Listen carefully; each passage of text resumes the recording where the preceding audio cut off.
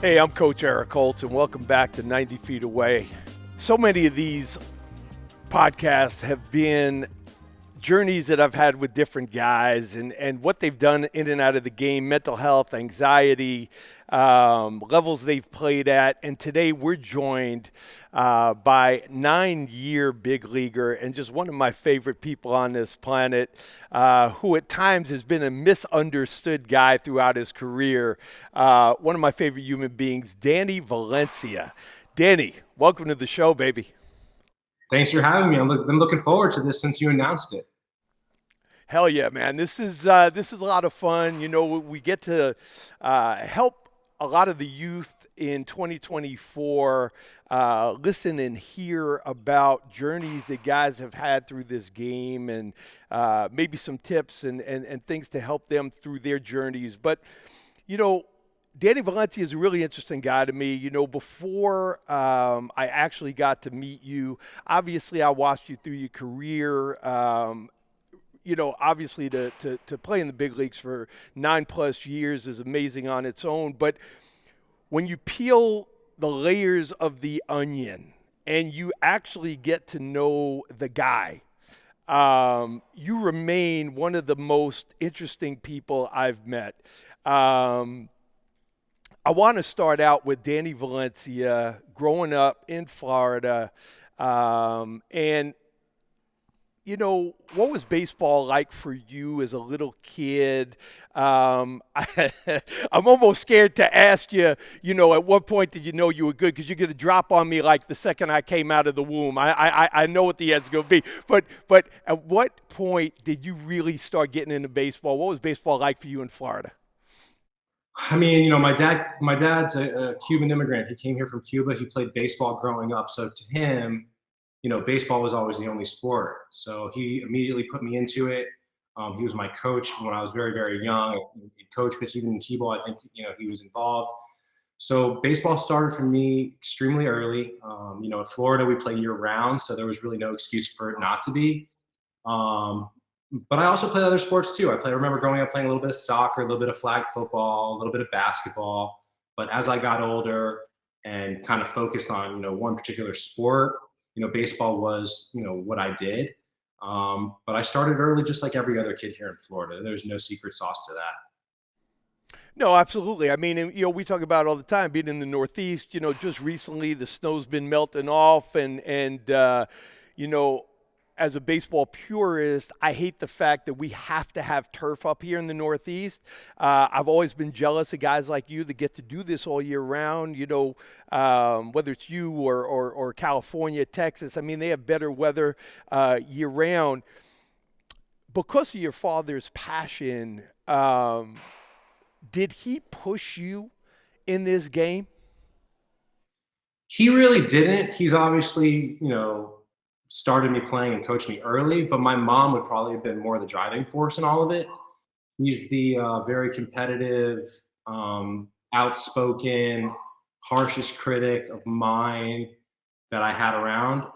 She would always, tell me it wasn't good enough, and give me praise here and there. But she was probably more the motivational driving force when it comes to my baseball. She was there every step of the way. So I would say it would be more So, my but mom. My but dad, but but but but did Mindy grow up with baseball? Did Mindy grow up around baseball? she grew up going to Mets games. She grew up in Brooklyn. She was a Mets fan. I think her uncle used to take her to Mets games all the time, and that's I think how she got her, for her love for the game. And when she met my dad, I'm sure they had that in common. And when they brought us down here, I think it was like a match made in heaven to put me in baseball with her background and my dad, being only a baseball player when he was in Cuba. So that kind of, I guess, shot it to the moon from there. It's just so wild for me because you know I've been coaching in youth baseball for over 25 years, closer to 30 now, and it's not normal. I don't want to use the term normal. It's not as normal to see a mom as involved in the day to day, you know, with their kids going through this journey. I know mom cracked the whip. I mean, you've told me stories. Did that start at an early age, or was that later as you got into, you know, pro ball? Oh, it started early for sure. Middle school, high school. She was always there. She'd always tell you how bad you were or how good you were.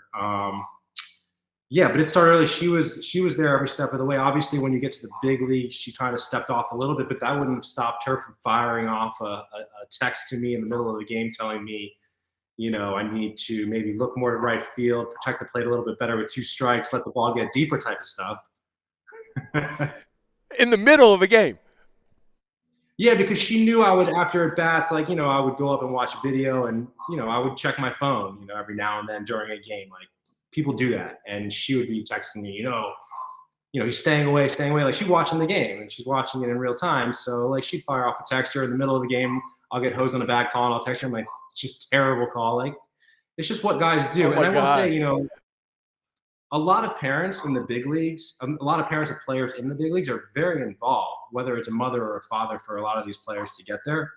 So it's not unusual to have a parent that is there throughout.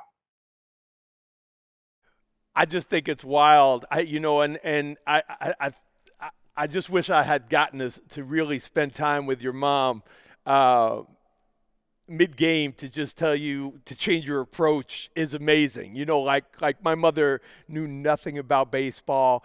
When my dad died, she tried to get involved, but really knew nothing. My wife, again, is the mother of three ball players. No idea. So it always got me stoked to hear stories of your mom. I mean, I think that's awesome.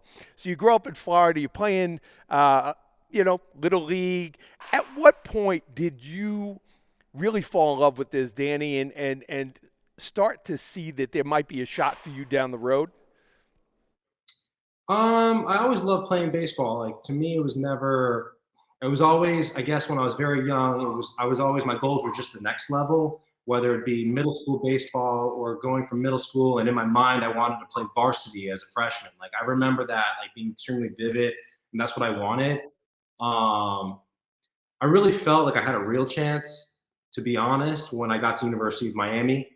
And I felt like when I could hold my own with those players, guys that are being scouted, those guys that are going to be drafted extremely high, players like Ryan Braun, I think at that point, I really knew that, I could not only compete, but thrive with these, top of the line players.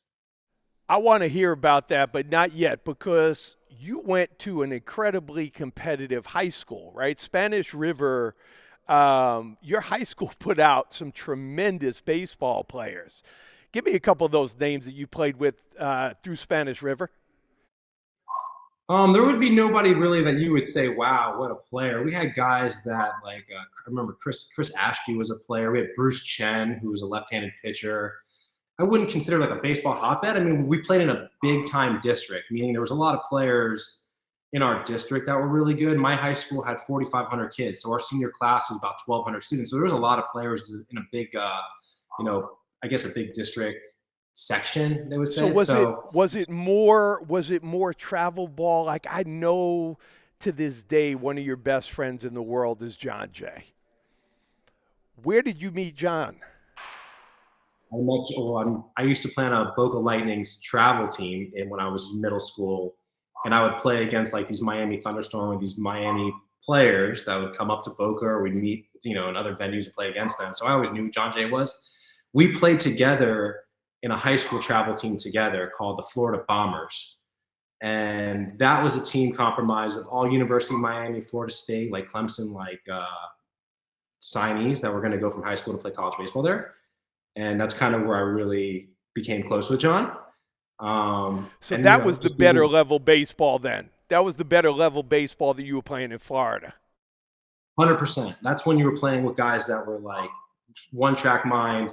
The big leagues is the goal. Let's go play 3 years of big time college baseball, try to play in the College World Series, and then use that as like a launching pad to go play, professional baseball.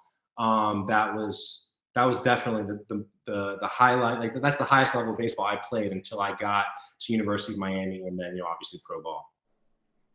So you grew up in Florida. I have to think that every kid's dream growing up in Florida, right, is to play for Florida, Miami, Florida State. But that didn't happen for Danny Valencia right out of the gate, right? No, I was undersized. I was tall. I was extremely thin. I was somebody who hit puberty later and really came into my, my size later. I remember my freshman year, I went to University of North Carolina, Greensboro. I weighed in there at 149 pounds, 6'1".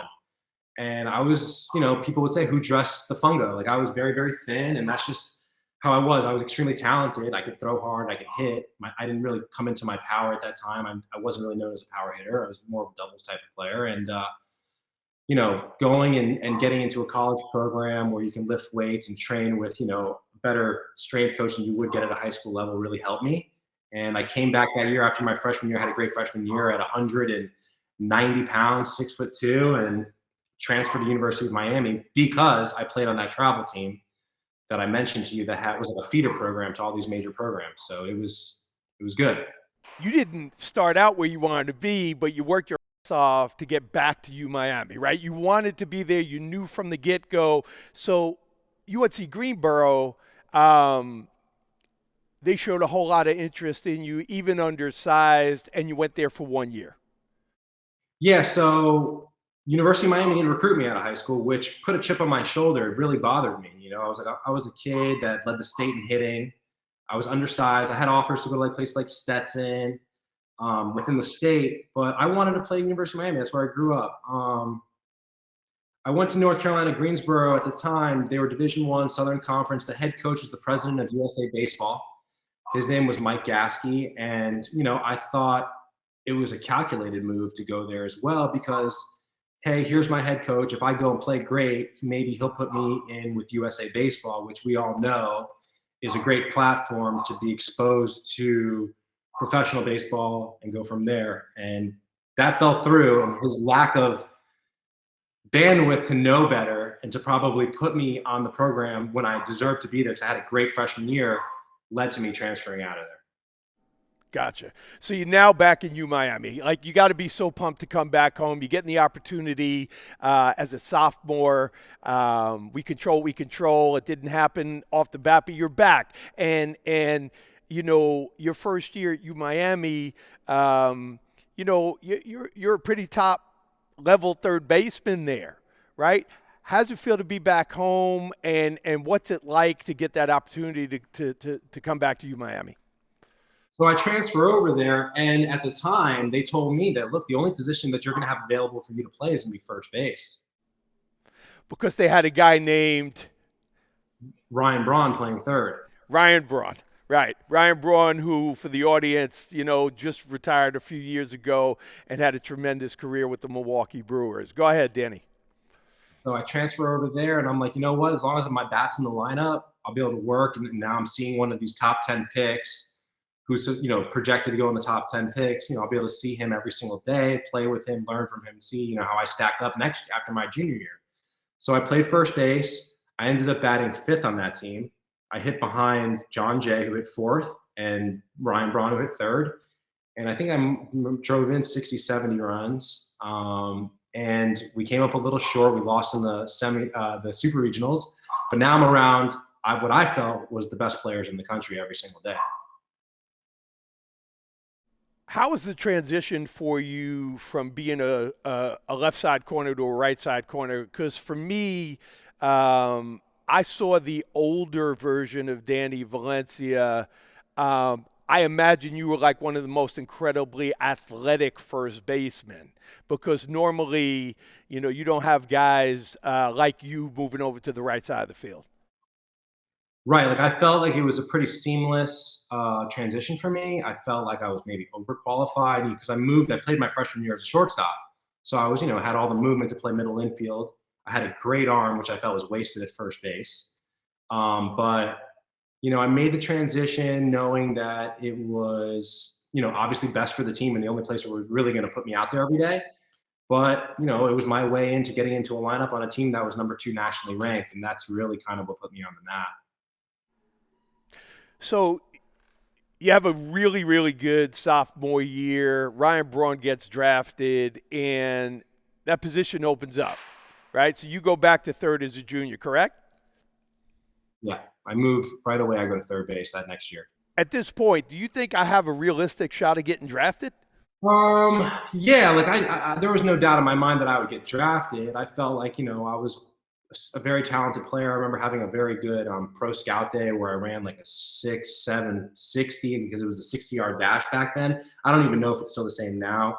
I hit a home run in the inner squad, and I was playing on a team that was ranked in the top 3 in the country. So all the players were all quality. Did I know where I would be drafted? No. Was I a first round draft pick? Maybe in my head I thought I was, and that's like the delusional confidence that I carry, but probably not in scouts' eyes. I never put those numbers up in college like a Buster Posey or Ryan Braun, where you're like, holy shit, I mean, look at this guy.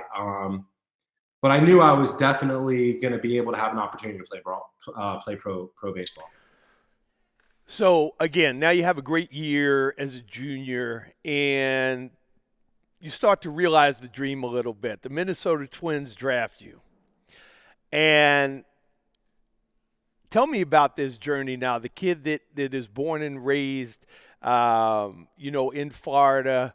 I don't know if kids have a care of who drafts them or, if there was a specific team. But the Twins were in a great organization. Level of play. I don't know about ownership. I don't know how they treated their players. What were you feeling at that point? Or were you just happy to have an opportunity and it didn't matter who took it?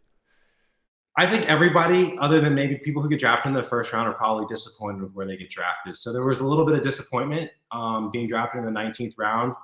At the very beginning, I decided not to sign, and I went out to play in the Cape League, where I did really well, and then ended up signing for a lot more money than they offered me at the time. Because at the very beginning, they offered me 10 grand to leave after my junior year, and I said, no, I'll go back to school.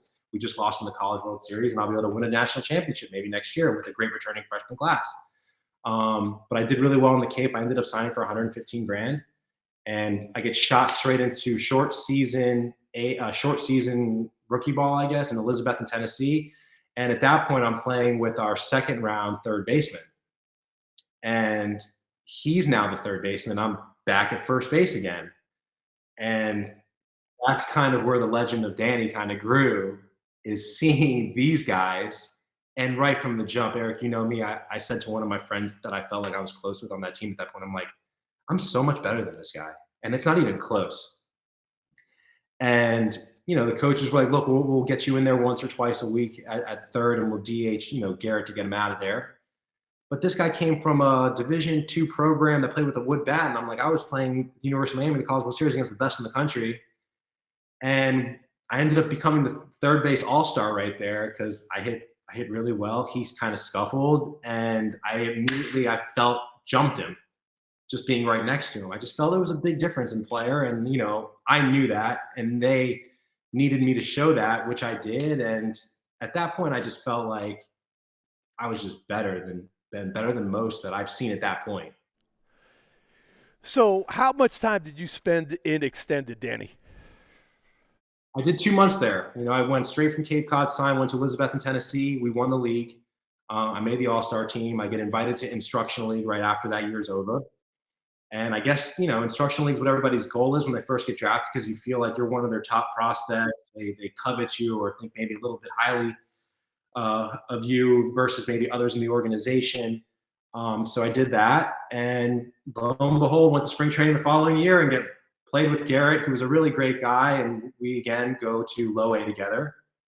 And I think that's where I separate myself going forward. And I become the third baseman, and strictly a third baseman, and one of our prospects, and climb the ladder to success, what they call the minor leagues. Did 3 years in the minor leagues. So 3 years in the minor leagues, which, listen, that's not a lot of time, right? There are guys that spend, careers there. Talk to me about 2010 and the first time you get to play in a big league game. What's going through your head there, and what are you feeling? Well, 2010 starts where, I go in, I get put on the roster that offseason. I get put onto the 40-man roster, and I come into spring training, and, I was an all-star every single level up until this point. I was one of our top prospects. I always perform well in the minor leagues. I was a 300 hitter with 35 doubles, 15 plus homers, 5 triples every single year. That's just who I was at that point. And, I went right to Ron Gardenhire, our manager, and I said, look, I keep an eye on me. Like, I really feel like I could help our team win early. And he said to me at the time, this is, at the beginning of spring training in 2010, he goes, look, I promise you that I'm going to take the best 25 players. And I said, I'm going to hold you to that. He knew that I had a little edge to me, and like I believed in myself, and rightfully so, because I performed to at least feel that way. And I ended up getting sent down, and I was doing really, really well. And I remember him saying to me, I know I told you I was going to take the top 25, and I don't want you to feel like you are not part of the top 25, because between you and me, you probably are, but I need to go with our incumbent. And I didn't even know what that word meant. I'm like, what's that mean? And I turned around, as Terry Lyons, our general manager, who was a really great guy and a straight shooter. And he said to me, he goes, we're going to start Nick Punto as our starting third baseman. I said, all right, that's fine. I'll go down to AAA, work on my stuff. And I did. And I went and played for a horrible manager. His name was Tom Nieto, and people should hear his name. I didn't like him. He was rude. He talked to us like a drill sergeant. I don't know. I just didn't like the way his vibe was. He batted me eighth when I was a third my whole entire career in the minor leagues, just to kind of like send a point or a message. I don't even know. However, fast forward a few months into that season, I'm hitting, 295 at the time. I'm on a 20-game hit streak. I've hit no home runs. I have no power. I have no idea what's going on. I joke around with our hitting coordinator that I'm now like a defensive, first, third baseman.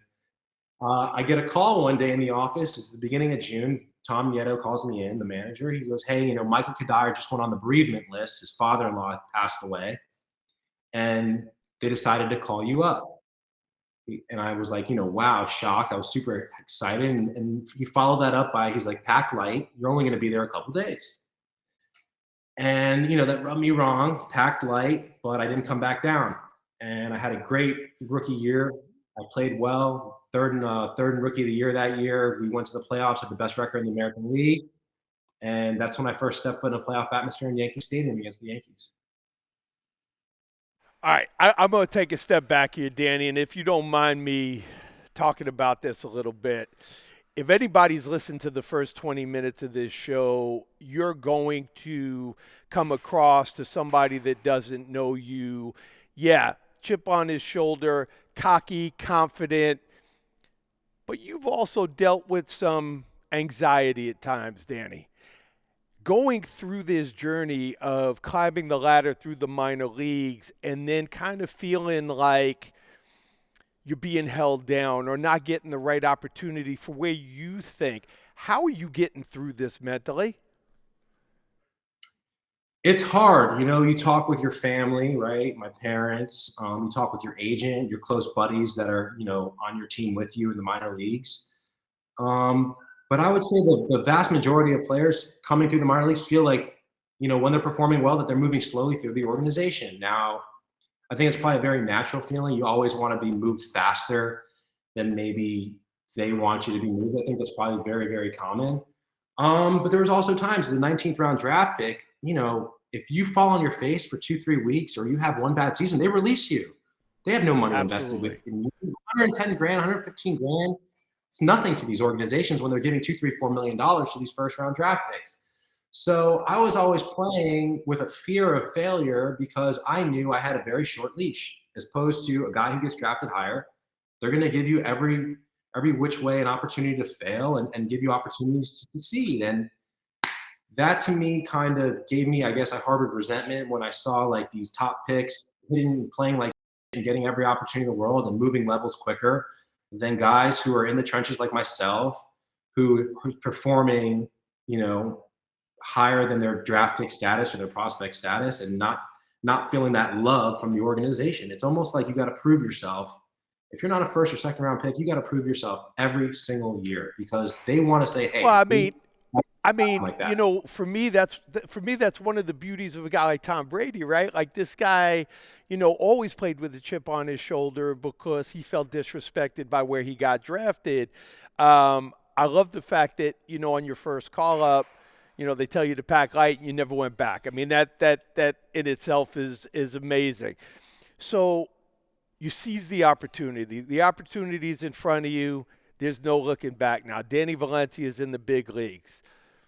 Tell me about your first game. Tell me about your first at bat. Tell me about your first inning in the field. Does it feel real? Are you pitching yourself, or do I say, "Yo, this is where I belong," and this is where I should be?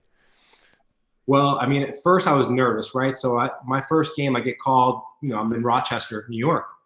It was where our AAA was. You're going to Seattle. You have a morning. This is Saturday. I get called up. I fly out Sunday morning early to Seattle. We have a day game in Seattle.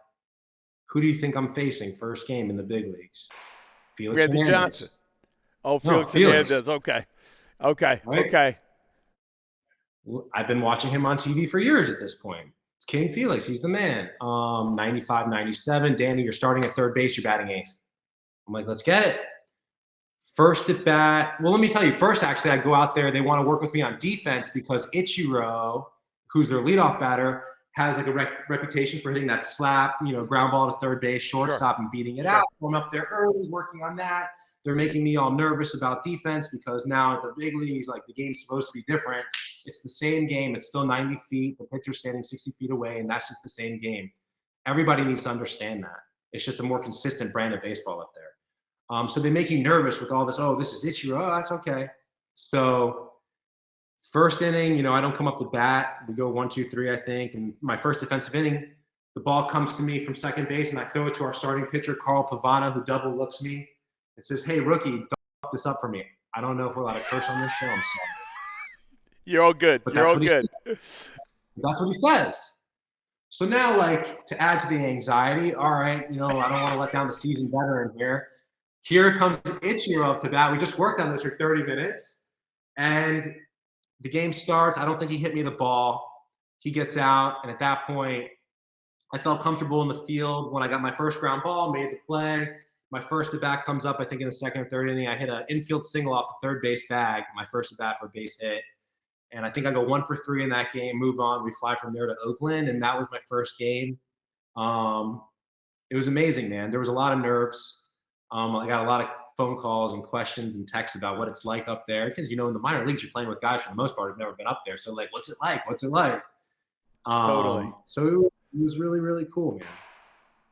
I mean, I don't care if it's an infield single or a bomb, dude. Your first at bat, just to get rid of the butterflies, that had to feel great and kind of set you on your path. That's awesome. So you had a stint with the Twins, right? And you're playing for Garden Hire. Yeah. You've had a pretty interesting journey, Danny. You've been that guy. 9 seasons, I believe it was 7 teams. 17. Played for 7 teams. What do you think is the reason that you couldn't plant roots, or somebody didn't make you that guy? And again, there's nothing wrong with this, but it's, again, I try and tell people, Danny, some people's journeys look like this, but a lot of people's journeys kind of go side to side, and there's no right or wrong. For me, I'm wondering, with a guy like you, how's that getting into my head? Do they want me? Do they not want me? I don't want to be here if they don't want me. What's going through your mind at that point, Dan? So, I get drafted in 2006, and then I ended up getting traded from Minnesota 2012. So I'm 6 years with this organization at this point. And I'm having a very bad season in 2012, my worst season of my career. They ultimately traded me to the Boston Red Sox at the end of 2012, which is the Bobby Valentine era. And they have now a third baseman who's kind of cemented himself as the guy named Will Middlebrooks. And now I'm more looked at going from being a starting guy to a guy who's had really good splits hitting left-handed pitching. So now I'm kind of labeled. Look, I'm going to be honest. I felt like the Twins in my career labeled me as somebody who caused trouble or was arrogant or didn't always mix well with his teammates. Organizations do that. They're quick to label guys. Did I bring some myself, yeah, I probably did. And did I say things to people I probably shouldn't have and held back and had some restraint? Absolutely. But I also think there's an element to an organization to kind of sometimes discredit a player just in case they go somewhere else and they have, success. Um, and then, I felt like that happened to me with Minnesota because every step of my career, people always ask me, what happened in Minnesota? What happened in Minnesota? Mind you, I was 24 years old. I was the only rookie on a non-veteran team. So I was kind of like the guy that they hazed and messed with. And I don't know.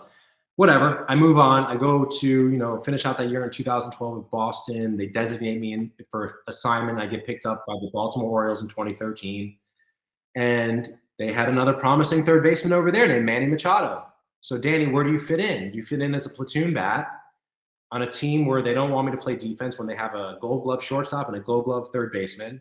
So I become like this left-handed DH platoon player, which is kind of what, labeled me in 13. And I did great at that role, but here I only played DH. I didn't even play in the field. So it kind of sets you back. So now I get traded after having a great 2013 to a 14 team that has another great third baseman, Mike Moustakas, who's a top 5 pick to a Kansas City Royals team.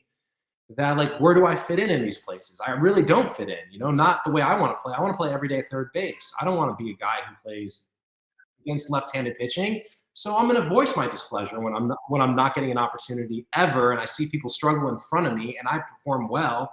Like, where's my leash to, like, at least, earn the opportunity again? And I think, like, I voiced that. I'm like, dude, like, you sit me against every single righty while this guy's hitting 100, 150, and where's my opportunity to do this? Like, where's my opportunity to, like, maybe be more than what you have me? And they never gave me that there also.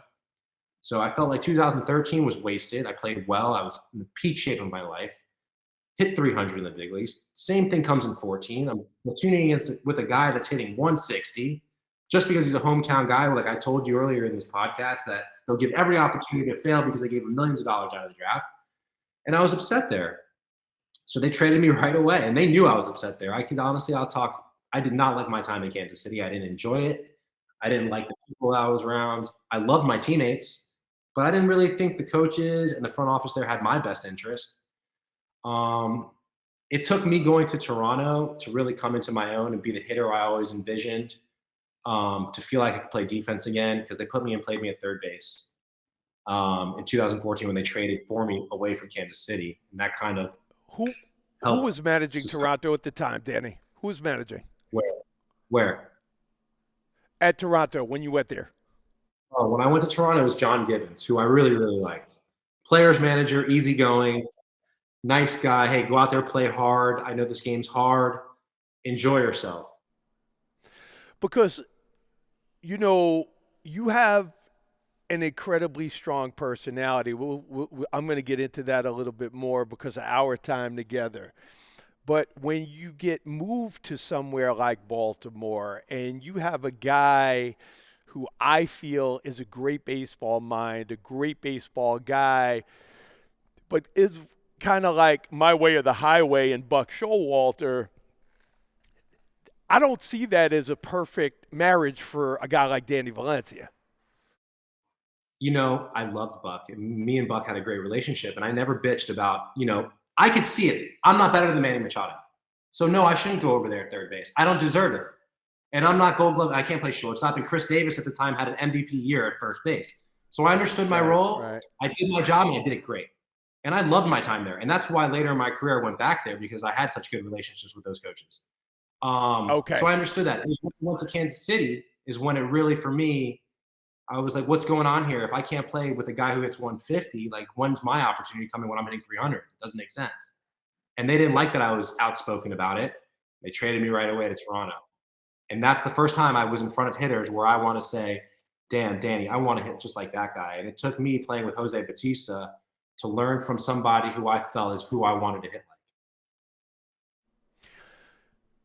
Jose Bautista, who I hate, because he was struck out in the Olympics and then obviously walked off against us. I've heard he's a great teammate. I've heard great things about Gibby, and is it? Do you feel like a new lease on life when you go from a situation like Baltimore to Toronto, and how long did that last for you, Danny?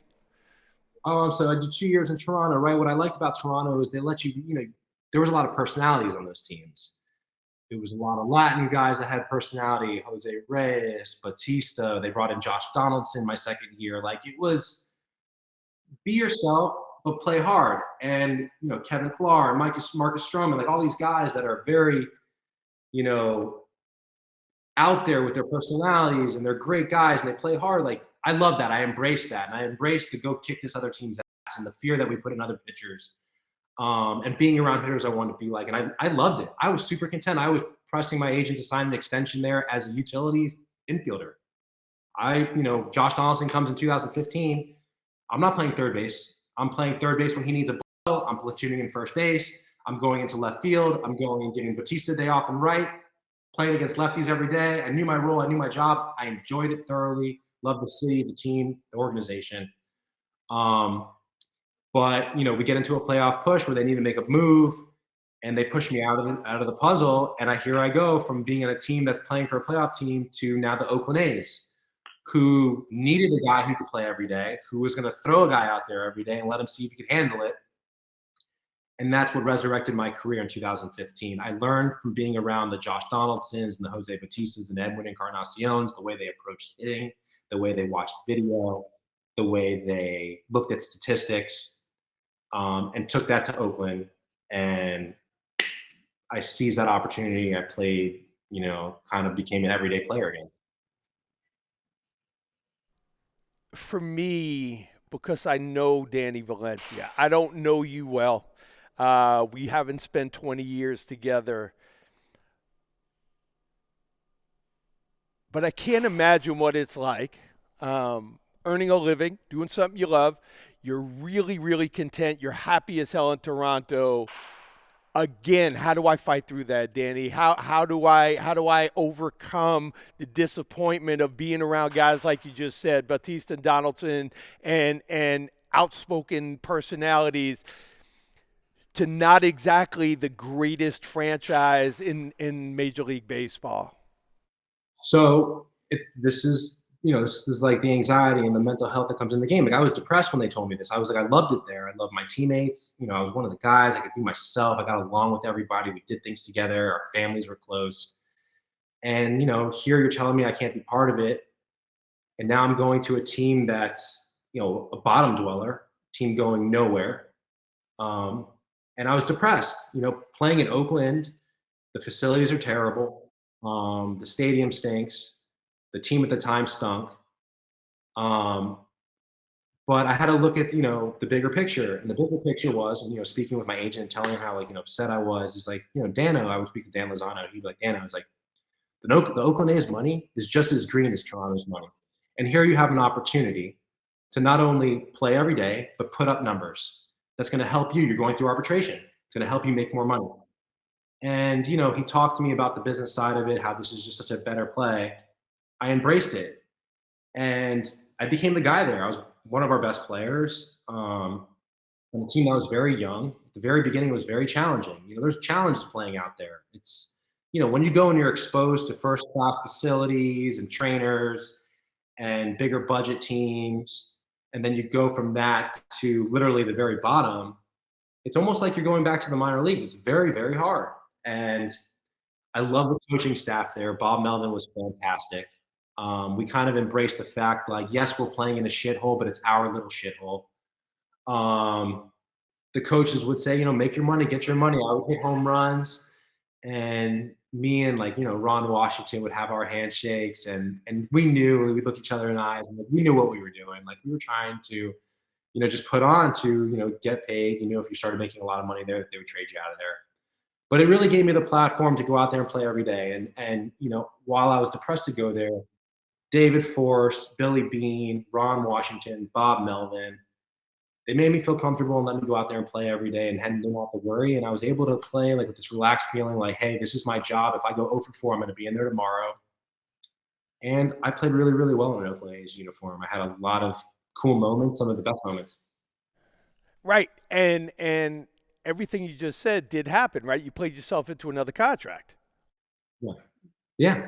I was willing to sign a deal for 2 years for 3 million, and I ended up making over 3 million in 1 year the next year because of, being able to have 400 at bats versus being a platoon guy where you get 150, 200. It's the scale of pay is different. This is the business side of the game. You want more games Totally. played, more Totally. bats, more volume. And you don't get volume when you're a platoon player. You get it when you're every day, and that's how you make big money. So it would help in that sense. 2017 is your last year in the big leagues. No, 18. Oh, 18, excuse me. 18 is your last year in the big leagues.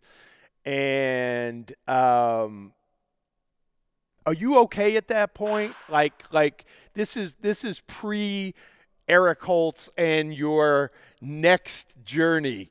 Are you okay? Are you angry? Do you feel you can still help a team at that point? What's going through your mind?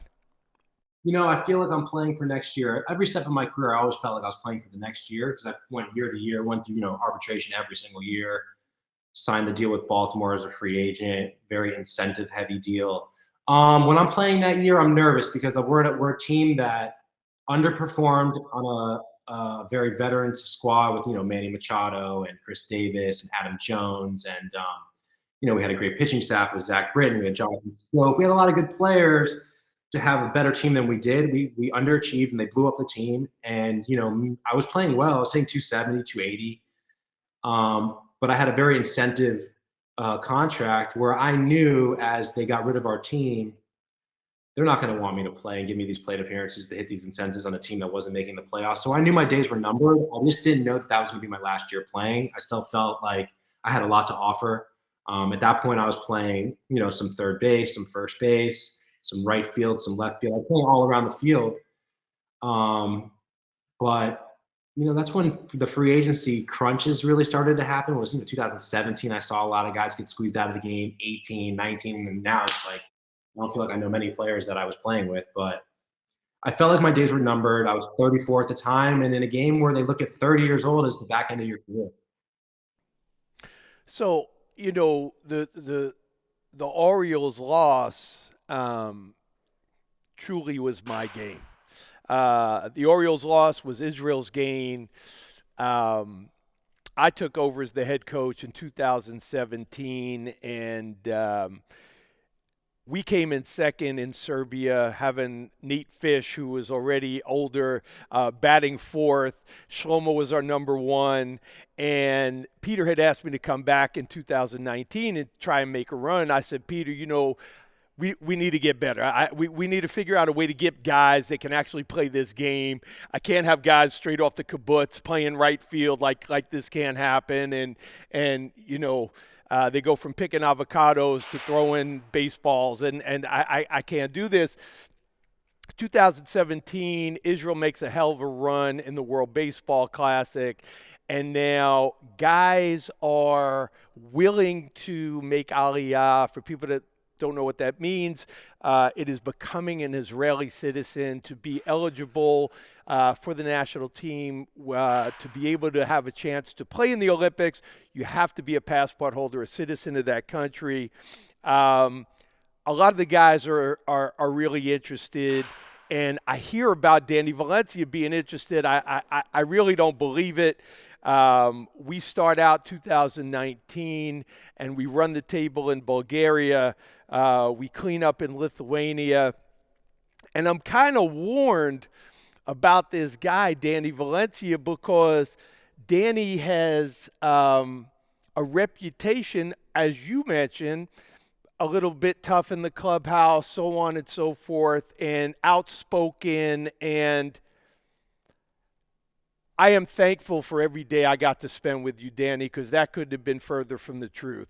As a coach, I appreciated everything you brought to the table, to the team, to me. You had been out of baseball for a year. I think I remember asking you how you prepared for the tournament in Germany. You said you play 4 or 5 rounds of golf a week, and I shook my head. I think you looked bad in one at bat and then just tore it up. I want to say you hit 5 or 6 home runs. Outspoken, absolutely. Holding people responsible for their actions and their preparation is who you were for me and this team. What was that experience like for you, Dan? So, 2018 ends. I'm thinking that it's not the end of my career. I'm thinking I'm gonna get a chance to play in 2019. So I got ready that off season as if I was gonna be, back in spring training and ready to go. So it kept me in good shape, right? Like, spring training happened, came and went, and I was in great shape. I've been hitting at this point. I was like, season started. I didn't think I was going to get an opportunity, so I kind of shut down my baseball and spoke to my parents and my family when we went on a cruise in June, and I began finishing classes at the University of Miami to finish my degree. But I knew I was in good shape.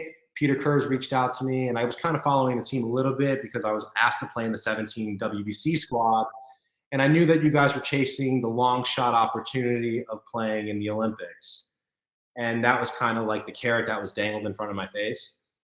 So, I spoke to Peter. He says, this is what would it have to take to be able to play, yada, yada, yada. Like you said, aliyah, do the whole thing. So I decided to do it. I was raised in a Jewish household. I felt like there was nothing but upside here. This keeps me playing a little bit of competitive baseball, maybe a little bit of closure at the same time is partially what fueled it for me. My expectations were low. My expectations of myself were high, but I didn't know what to expect because, like you said, I didn't know many of the players. So I make Aliyah with Peter and a few other guys. I think it was Ty Kelly, Nick Rickles, and Ben Wenger. So I spent 10 days with them in Israel, and then I joined you and the rest of the squad in Germany I didn't know anything about really anybody. I just knew we were going to play some competitive baseball and some European championships, and we'll see, how everything goes and how it all unfolds. But I was genuinely excited to be able to travel and play at that time international baseball. I was excited to see Israel. I was excited to go to Germany, and also, like I said, the carrot of the long shot opportunity to play in the Olympics, and boots on the ground. Here we go in Germany.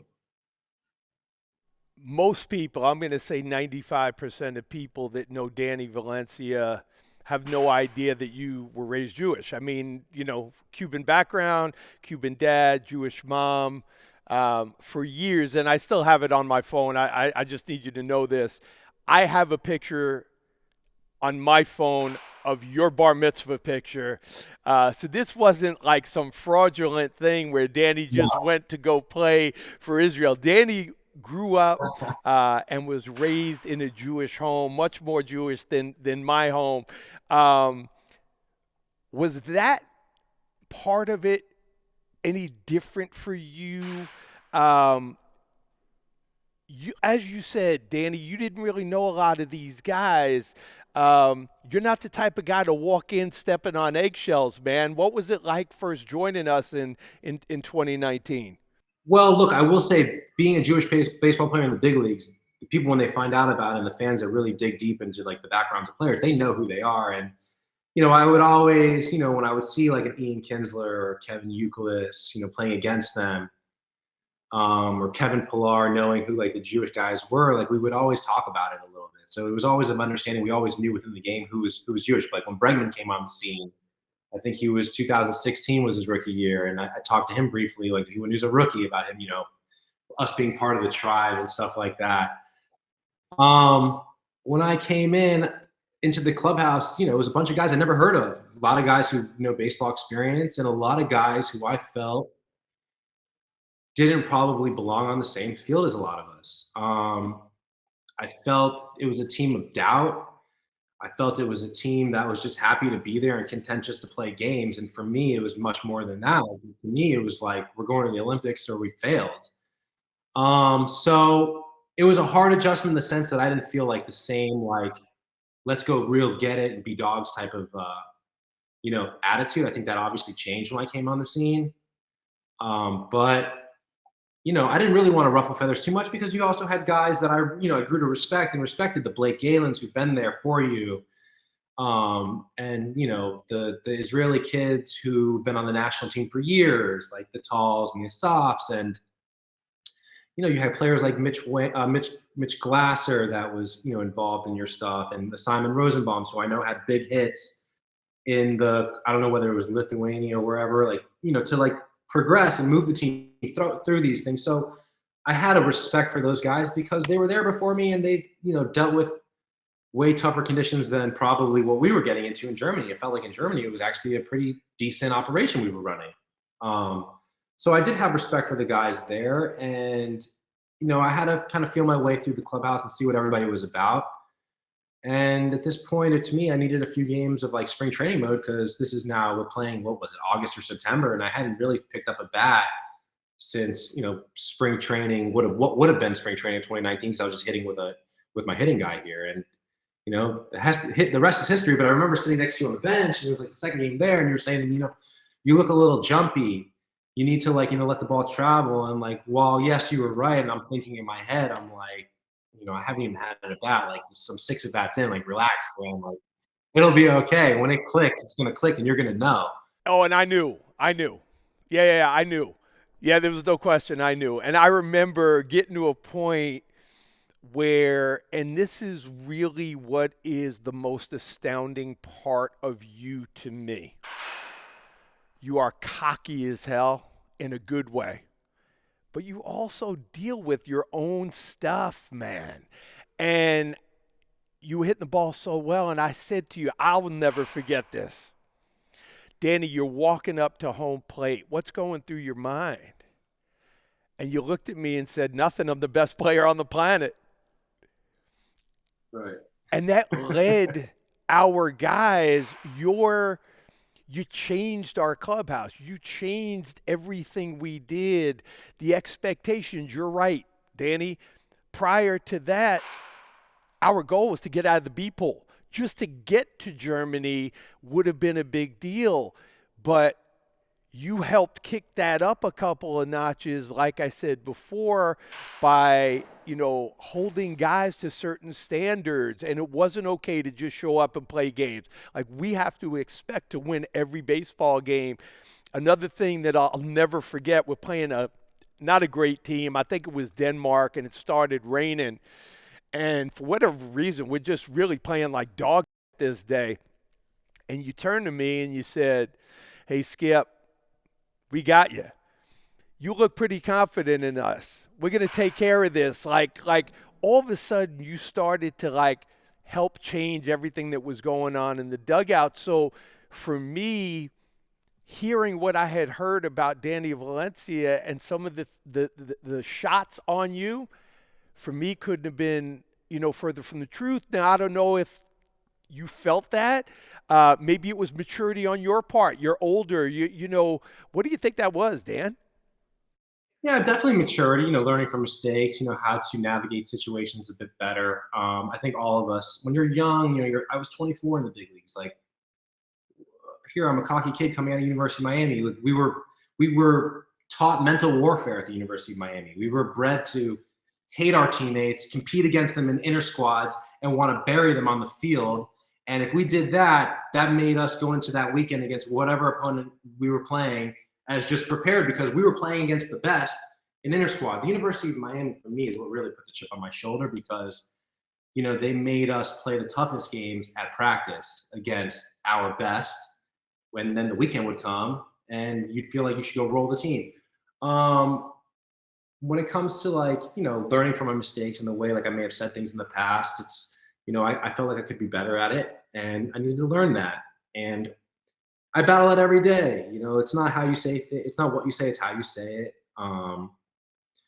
But it definitely translates, especially as you get older. Now that I have kids, it's completely different. You want to set a good example, and everybody progresses. I'm not the same kid at 24 that I am at 30, and I'm not the same person at 35 that I was at 30. It's just who I was. I will say, you could say that I was arrogant and cocky, and that's true, right? However, I was extremely prepared. You didn't have to tell me to work or go in the cage or get my swing dialed in. You knew that when I was coming to the field that I was going to be ready to play. You didn't have to worry about that. versus other guys that may be like, very, very nice, but you don't know, are they ready to play? Because at the end of the day, it's not a congeniality contest. It's who gets it done. And the people who get it done, those are the ones that stay. And that's just the Oh, truth. That's the Danny. nature of the business. Oh, Danny, do we talk? You and I talk about this all the time. I'm going to get to a couple more things before I let you go. We're off a little bit, and the Diamondbacks are kind enough to give us their facility out in Arizona, and the guys hadn't been together because of COVID, and we're out there in May. And you're laughing because you know where I'm going with this, and we take our pregame and we get ready to play. A bunch of indie guys coming from California to play against us, including Eric Sim. Eric Sim was there that night, King of JUCO. And it's like 10 minutes before the game, and if anyone knows Talking Stick, it's not like the batting cages are right behind the field. We got to walk like a block or two. And you turn to me, you go, Skip, hey, can you come, throw me 6? And I went, 6? What do you need 6 for? Yeah, all right, let's go. So we walk over there. You take, all different parts of the tee, front, back, right, left. And I start flipping your balls, and I get to, 4 or 5. I think I got to 5, and I said, Danny, here's 6. Are you good? And you look me dead in the eye and you go, hey, Skip, how long does it take to fine-tune a Rolls Royce? And I remember saying, mother effer, you better hit tonight. First at bat, home run. Second at bat, double off the wall. Third at bat, laser to left field. You walked over to me to BS, tapped me on my shoulder and said, Skip, you can take me out. I know exactly where I am today. And I just shook my head, man. That's exactly what I would say. But, I was the only person who went down there to hit before that game. I just felt like that's my preparation. That's what I need to feel like I could be that person. So it's not like a false sense of confidence or, I felt prepared. When I feel prepared, I feel like I can live with all the results on the field. If I would have gone 0 for 3, I would have said, you know what, I still gave everything I had, and I was prepared as I could be to put myself in a position to have success. If I didn't go down there, it would have mentally, these are part of the mental parts of the game. I would have felt unprepared subconsciously, and who knows if I would have had those same results, but I'm happy we did. And that's how I've always been, and I've carried that with me, and I kind of showed the guys early. At the beginning when we went to Germany and then we went to Italy, nobody would go before the games and hit, and they'd see me do it and see me having success. And I would be 6, 7 guys would be going with me every single time. And that's just that's building culture, building expectation, showing what real preparation is. If you're going to have guys who play in the big leagues, learn from it and see what they do. And that's what I felt advanced Israel baseball. That's what got us to the Olympics. There you have a prime story. It doesn't Danny, take long to find. Please don't ever change who you are. The only reason I'd ask you to change slightly is you can't be that big an with your sons. One of the proudest things for me was watching you at the World Baseball Classic, and it had nothing to do with you. I got to meet Jossie and the boys, and seeing you as a dad and listening to your wife tell me what a great dad you are just made me smile and inside, because now I don't care about Danny Valencia, the baseball player. It's Danny Valencia, the husband, the father, the role model. How has that changed your life, Danny, being a dad? Man, it's changed a lot. It's softened me up. It's, now it's really an emphasis on what you say. It's how you say it. Being loving. But I got to see I want to give you your credit. I always admired the way you were as a father. I felt like you always treated all of us, the players that you coached, with love. When you're in professional sports, they just look at you as a number, as a piece of meat that's just out there. When I went and played for you, what I liked and still admire about you to say is everything came from a place of love and genuine care. And, I never met your sons at that time, or your son at that time, but, I would see the way you talk about him, and you had Sydney with you, and you were a great father. And I see the way you are, and it's I admire that. And, it's not, being a father is hard, you know that, but being around people that kind of show you how to do it, like yourself, how my dad was, how I've seen some of my friends' fathers, it's helped me become the person I am today. And I appreciate you for seeing that Thank you, my man. I and showing. appreciate you. What is next for Dan Valencia? What's next for me? I don't know. Honestly, I do some real estate here in South Florida. Nothing's gonna ever give me the rush and thrill of snatching somebody's soul on the pitcher's mound like it did. I'm just not gonna have that. Chasing that type of adrenaline for me. I probably will never get it. Like the big moments, the Olympic home runs, the little stories we have, the stuff I did in the big leagues and college. Like I'm never gonna get that type of rush. So, now for me, it's raise my boys, want them to be competitive, be loving kids. Start the second chapter of a new career. I got my degree now, University of Miami, got a business degree, and I do real estate here, distressed apartments. Do a little broadcast for some time for some University of Miami baseball games. But I'm also a very average to below average amateur golfer. It's just finding the time to do everything and still like enjoy life, and having a routine is important to me. You're not snatching souls on the golf course. Like No, you snatch Jumbo Elliott's soul. Yeah, it's different, dude. It's different. They take my soul Danny, listen. now. They beat up on me. Danny, I can't tell you how I appreciate you spending time with me today and with our audience. I truly tell you I love you. I love everything about you. Don't ever change. Be who you are. Learn from everyone around you. Learn from the good and the bad. Don't know all the answers as a dad, because there's no way you could. Your kids will lead you to where they want to go. But thank you so much for spending time with me today. I love you always, my man. And thank you to our audience for spending time with us today with one of my favorite human beings walking the planet, Danny Valencia. This is really an incredible journey that this young man has had. And I say young, he's still young. He'll always be young at heart. His competitive fire and energy lifts people around him. It's not always about what your potential is as people and athletes.